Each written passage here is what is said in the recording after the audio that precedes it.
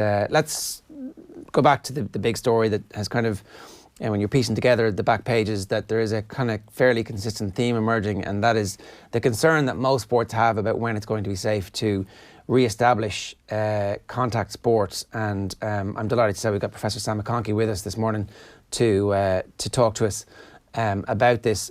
Sam, good morning to you. How are you getting on?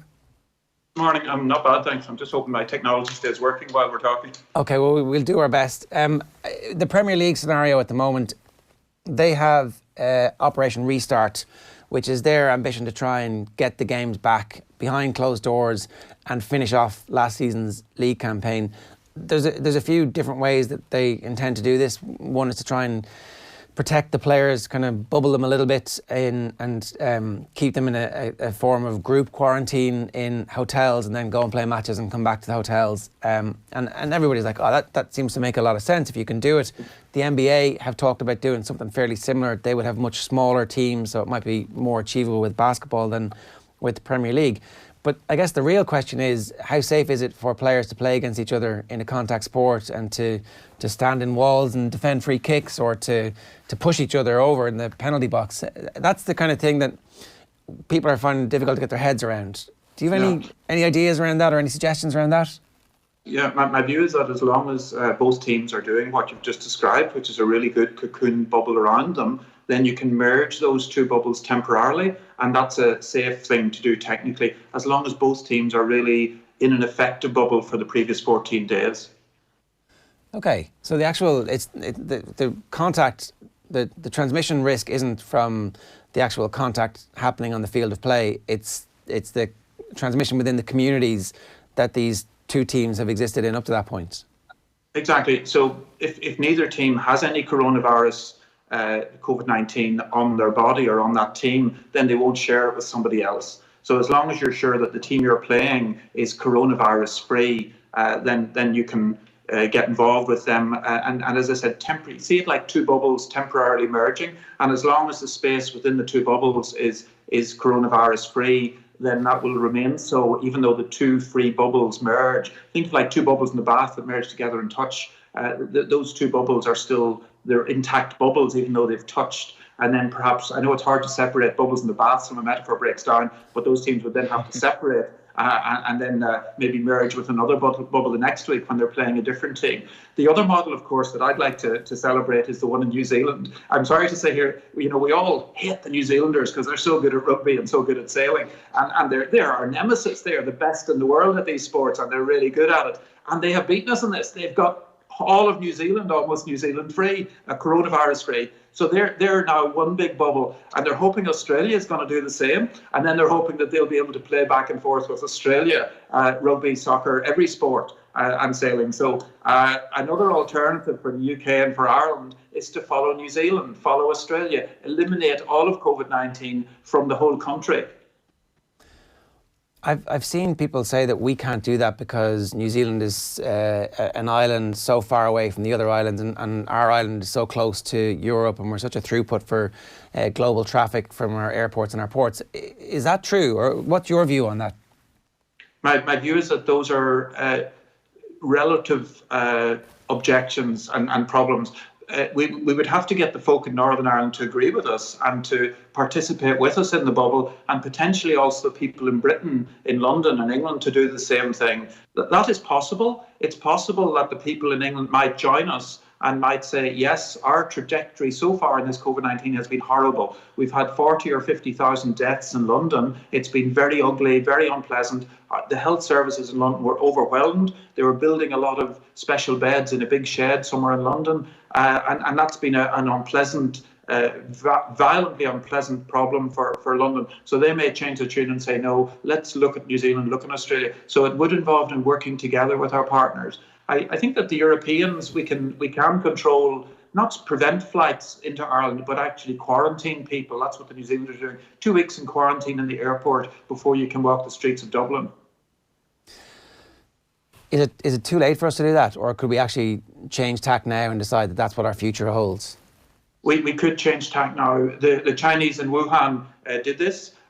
Even whenever the virus had gone completely chaotic in Hubei province, 55 million people, and Wuhan city, of 11 million people, the Chinese were able to reverse things and bring it down. It would mean, ironically, tightening our current social control measures right now, but maybe only for 4 to 6 weeks. We'd all be wearing masks and we'd have a shorter duration of tighter measures. We might end up using our mobile phones for contact tracing. Maybe we'd have to give away some of our personal privacy that we all cherish on our mobile phone.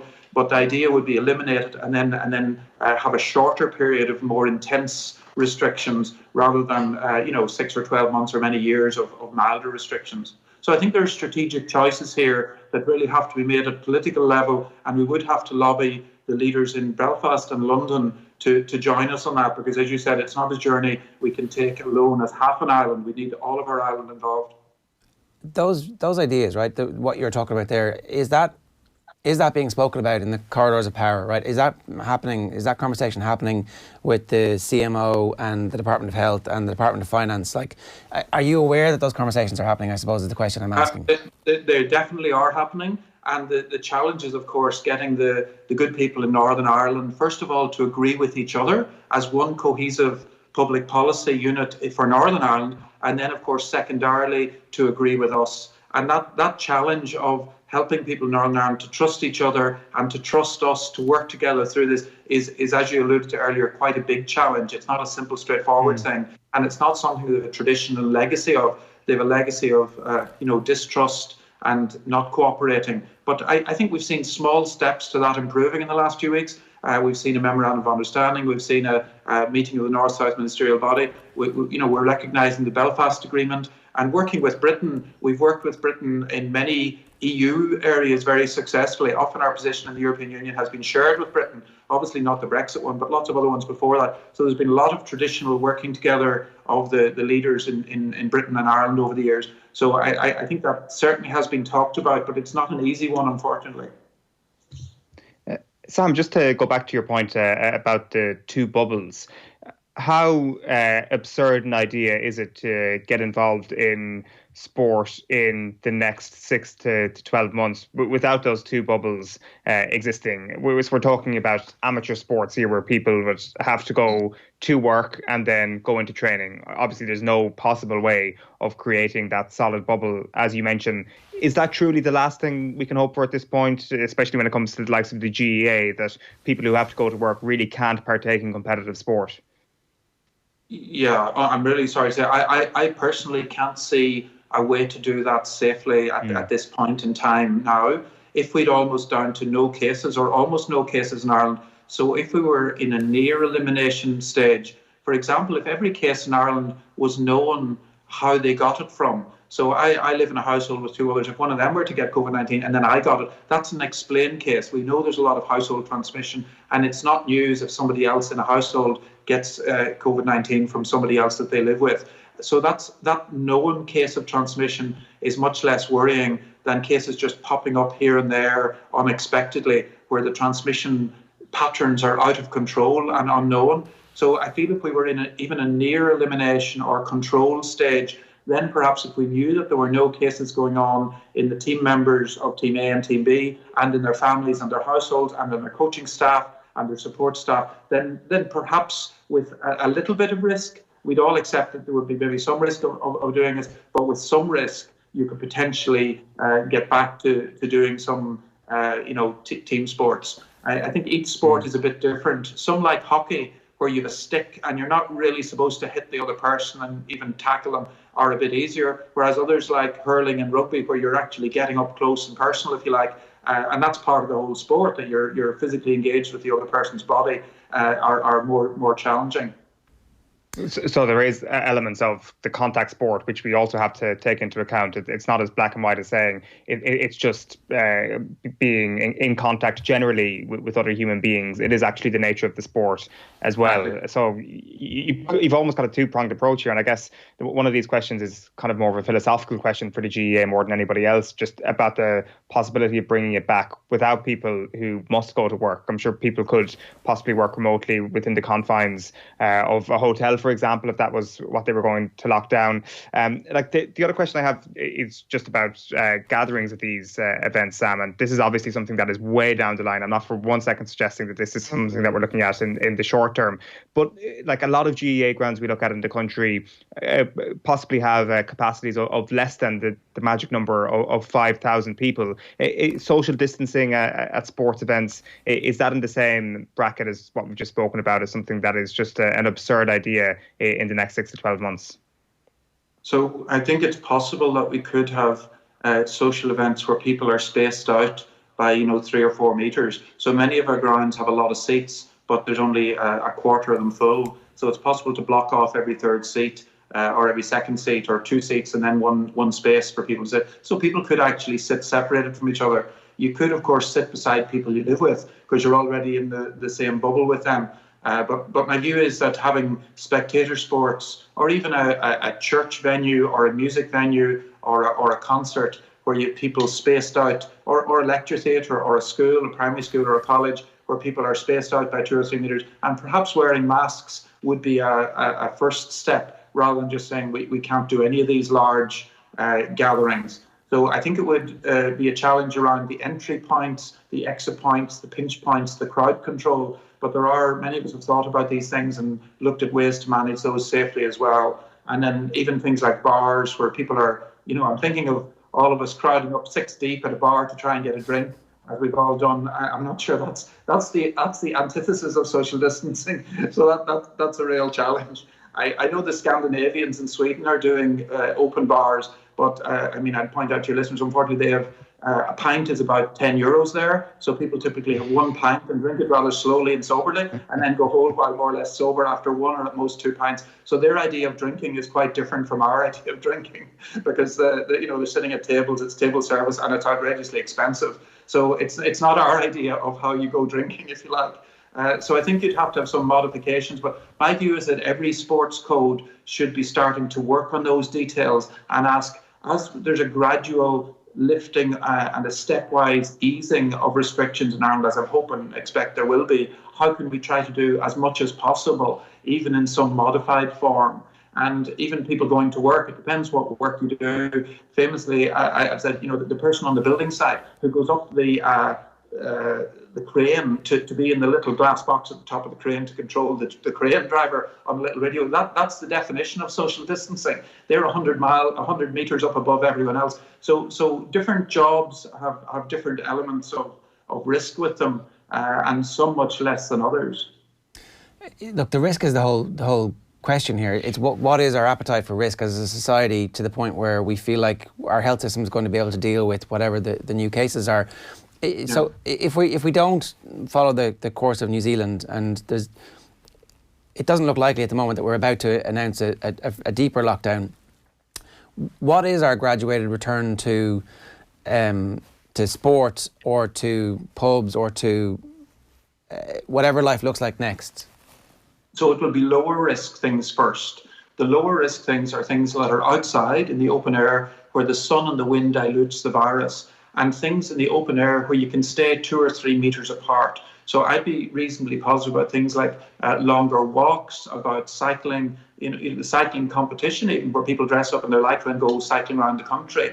They're inevitably a few meters away from each other because they don't want to crash into each other. Things like, I'm biased, my sport is sailing, so I'd like to see single-handed sailing like Annalise Murphy, who won a gold medal in Rio in a single-handed boat, because you're on your own. And part of sailing is staying away from other boats. If you bang into other boats, you get penalised. You have to do a 720 turn, which slows you down a lot. So the whole idea of sailing is there's a right of way and one must stay away. Similarly, golf, of course. So those and single-handed tennis. So those sports where you're on your own, you're not close to other people, and you're competing in the outdoors are likely to be the first sports to come back.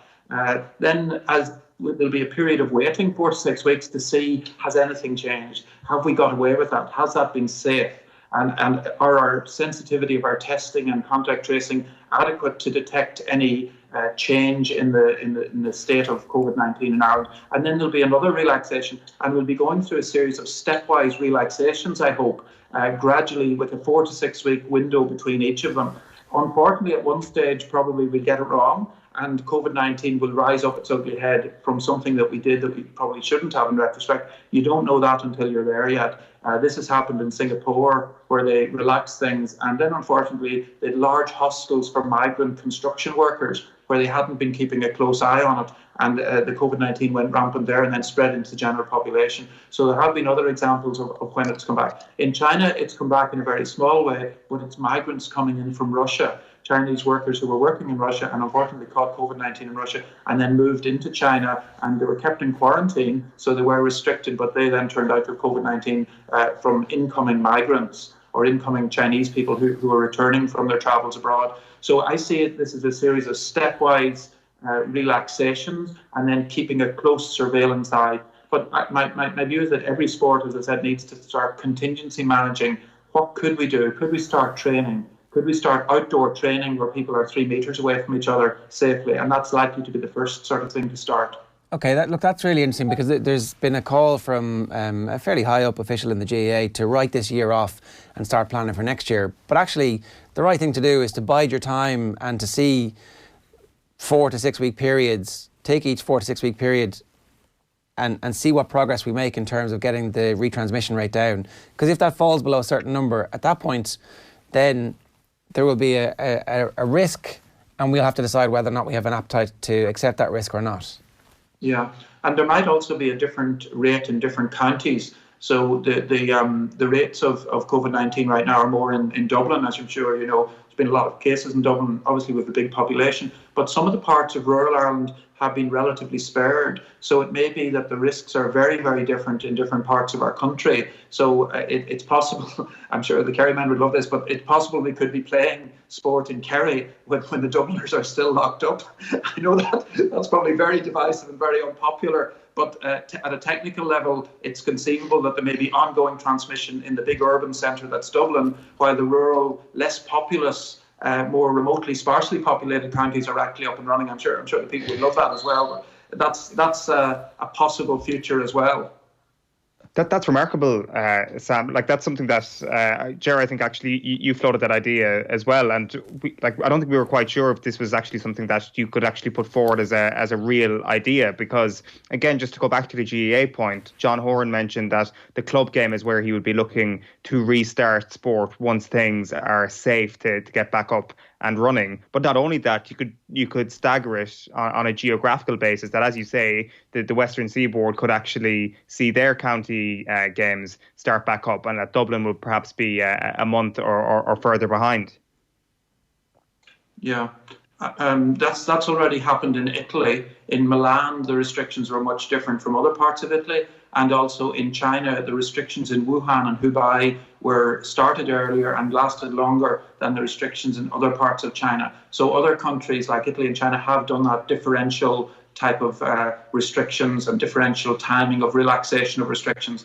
At a public health level, it can become challenging because you end up then with a different message for different groups of people. And while people understand it, they may feel, oh, why should we in Laos not follow the countryside rather than having to follow Dublin? So people start to question the messages whenever it gets lots of differentials. And maybe there's a risk of getting less buy-in, less cooperation, less working together, less cohesion when you start to divide us up in different groups. We've already done that for people over 70, as you know. The over 70s are now supposed to stay in their house completely, whereas those of us under 70 who have good immune systems can move around. So it is possible to make the message more subtle and more specific, and at a technical level, that's a reasonable way out of this. Last question for you, and you've been great with your time. Do you think it's more likely or less likely that we'll have Premier League action, for example, if they decided that they had a way to cocoon the players, that it would actually be safe for them to do that, and that it would be possible in 6 weeks' time or 7 weeks' time for us to have some football behind closed doors in England?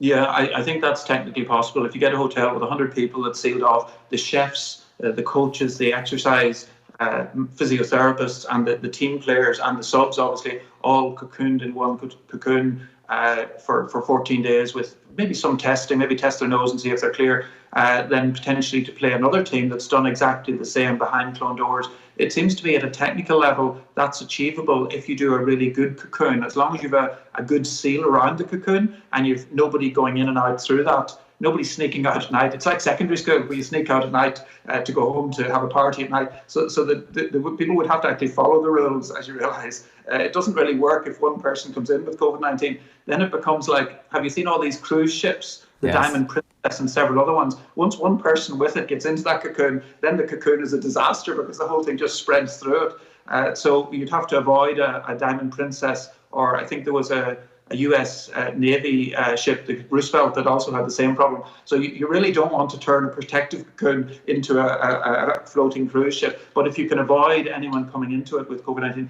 that I think is a way forward. And they have an awful lot of money. As we all know, the Premier League is ridiculously wealthy. So the actual economic cost of paying for a hotel and some nice chefs and so on is well within their financial reach. Yeah, it makes sense for them to do so because it puts the money tap back on as well. Professor Sam McConkey from the RCSI, thanks a million for joining us this morning. Thanks.